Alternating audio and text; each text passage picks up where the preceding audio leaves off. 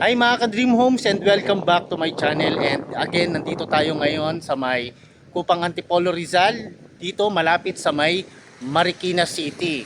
Okay, and then ang ipapakita ko sa inyo, it is a brand new townhouse for sale. Kung bago ka pa lang sa channel na to, please don't forget to click like, subscribe, and hit the notification bell para updated ka sa mga bagong video na i-upload ko.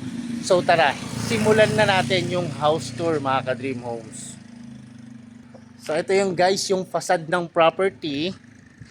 So ipapakita ko sa inyo ngayon. So ito guys, no, ang available na lang dito is isang unit na lang yung nasa gitna. Yung lot area nito is 90 square meter and then yung floor area is 149 square meter. Meron siyang 3 bedrooms, 2 toilet and bath and 1 car garage. So ito is spot cash siya or bank financing. So ngayon, start na tayo. Check natin yung loob ng property. So gated na rin siya. Ito siya guys. So safe na safe po yung property. Mga ka-Dream Homes, kung interested kayo rito, kontakin nyo ako kaagad kasi nag-iisa na lang itong property na to. So ang laki ng space ng car garage niya. So this is your 1 car garage. And then ang kagandahan dito, meron na rin siyang bubong dyan sa may taas. So kapag umulan, hindi na po mababasa yung sasakyan ninyo.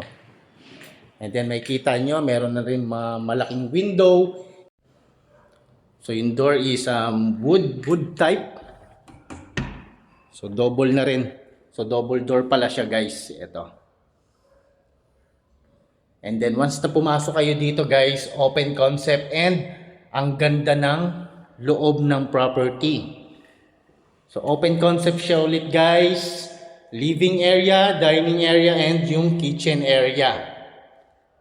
So yan. So ang laki rin ng property guys, no. So nandito yung electric circuit nyo guys. So yan. Sarado po natin yan para makita nyo yung ito. May design pa siya. Okay. So ngayon, nandito tayo ngayon. Puntahan natin yung kitchen area. So this is your kitchen area. Ang dami niyang cabinets. And ayan yung kanyang sink. Alright. And then meron na rin siyang backsplash. So open natin yung mga cabinets. So yan. And then ito yung kanyang sink. Malaki yung sink niya. Double sink na rin siya. So yan. And meron na rin siyang cabinet sa may baba. So ngayon, tingnan muna natin yung backyard ninyo guys. So ito yung space. So malaki rin to, no? So pwede kayong magsampay dyan. And siyempre, dito na rin kayo magwa-washing. Dito nyo ilalagay yung washing machine ninyo.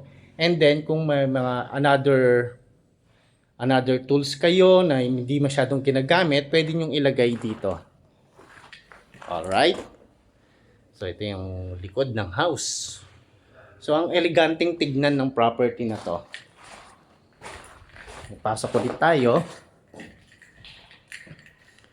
And nandito pala yung toilet and bath sa may ground floor. So ito siya.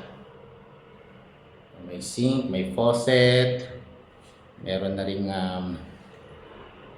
window dyan. May exhaust fan. Ayan. May niche. And so on. And then yung tiles niya is floor to ceiling na rin. Ang ganda ng combination ng color ng tiles guys. Alright. So, tignan natin ito ulit. Yung ground floor. Nakita natin yung ground floor guys. So, let's proceed sa may second floor. So, ang ganda rin ng stairs niya, no? And then, dito naman, pag akyat natin sa may second floor, nandito yung family area nyo. So, ito yon. And then, syempre, magkatabi dyan yung dalawang rooms. Pero pakita ko muna itong area na to. Ayan. Ayan guys, may mga spotlights, may mga pin lights na rin dyan. Okay, so ngayon check natin yung bedroom 1. So this is the bedroom number 1 guys. Kasya rito, double deck. And meron siyang provision for window type of aircon. Meron na rin window dyan and meron na rin siyang screen. So yan. May mga sockets na rin. Next, puntahan natin yung bedroom number 2. So this is the bedroom number 2. Yan. Almost the same lang siya ng bedroom number 1. So ngayon, puntahan natin yung last part. Ay, no. Ito pa pala. Nandito kasi yung toilet and bath dito sa may second floor. Dito naman iba naman yung style ng toilet and bath. Iba naman yung combination ng color ng tiles dito. Alright. So ngayon, ito na yung last part. Yung master bedroom. Kasya rito guys, king or queen size of bed. Meron na rin siyang split type of aircon. Ayan siya. So, napaka-spacious din ng master bedroom. And then, meron na rin siyang cabinets dyan. May cove ceiling design, may mga pin lights. And, merong sariling balcony. So, this is your balcony, guys. And ayan yung paligid, guys.